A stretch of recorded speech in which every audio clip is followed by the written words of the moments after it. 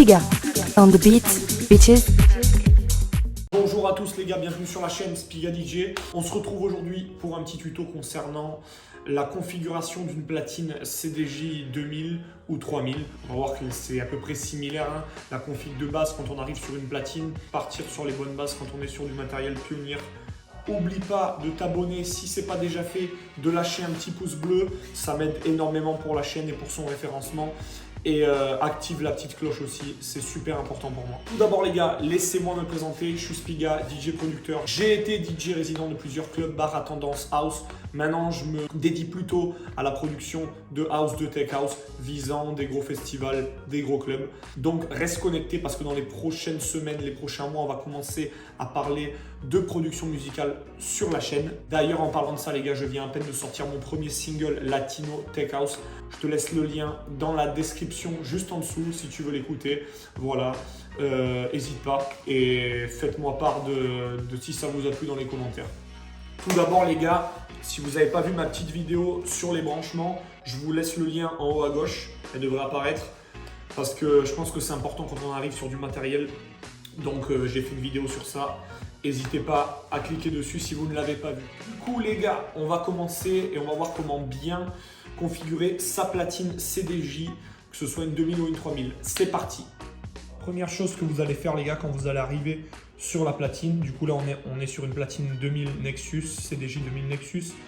On va prendre le bouton menu, on voit le petit intitulé Utility, on reste appuyé 3 secondes dessus, voilà.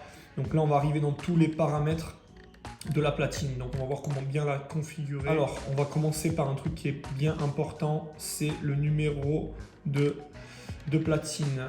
Car en fait, quand on va avoir les 4 platines ou les 2 platines connectées avec le câble Link, il nous faudra du coup configurer le numéro de platine. Du coup, le numéro de platine se trouve ici. Voilà. Donc là, on n'a qu'à cliquer et à configurer ensuite le numéro de la platine qui se trouve là. Ensuite, on a le Play Mode, ce qui signifie qu'on aura un track qui tourne une fois et qui s'arrêtera, ou tout simplement, ça va lire toute la playlist. Si on met continue, ça peut lire toute la playlist.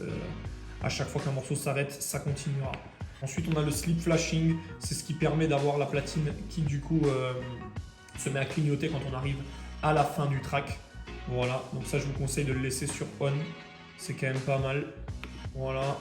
Ensuite, on a la luminosité du jog. Aussi, ça, c'est pareil. Donc, c'est la luminosité du cercle sur la platine. Du coup, là, je vous fais vraiment les plus importants.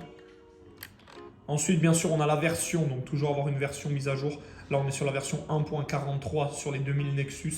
On peut voir si c'est la dernière version à jour. Il faut vérifier du coup sur le site de Pioneer pour voir si on est à jour. On retrouve le sleep flashing qui est aussi sur on. Je conseille de le laisser sur on pour ceux qui utilisent le sleep mode.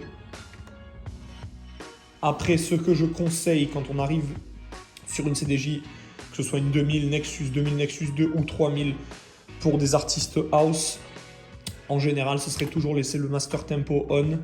Ensuite, le mode vinyle, je le conseille.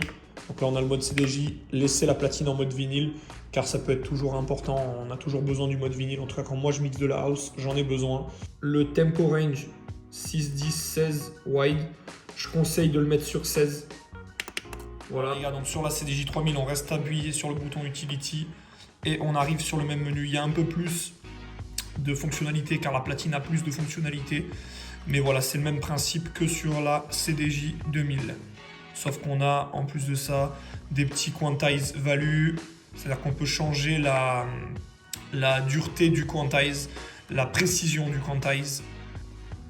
Après voilà, on retrouve les fonctions classiques, tac, voilà, les auto-cue, le play mode single.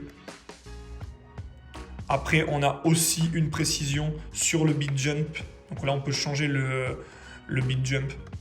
Ça, c'est vraiment pas mal car on a le beat jump disponible sur la CDJ 3000. Ça, c'est vraiment cool aussi. Mais ça, on verra plus tard. Du coup, on voit que sur la CDJ 3000, on a plusieurs onglets. Et voilà, on peut switcher entre les onglets pour bien configurer sa platine. Du coup, les gars, on arrive à la fin de cette vidéo. N'hésitez pas à me dire si ça vous a plu, de me dire dans les commentaires Si vous avez d'autres trucs qui vous dérangent ou vous aimeriez savoir sur les CDJ et sur la config de base. Les gars, c'était un petit tuto basique sur le setup de la CDJ, mais on va revenir du coup sur un tuto complet de la 3000 et de la CDJ 2000. Donc voilà, ce sera pour des prochaines vidéos. Allez, merci à tous les gars. Spiga on the beat, bitches.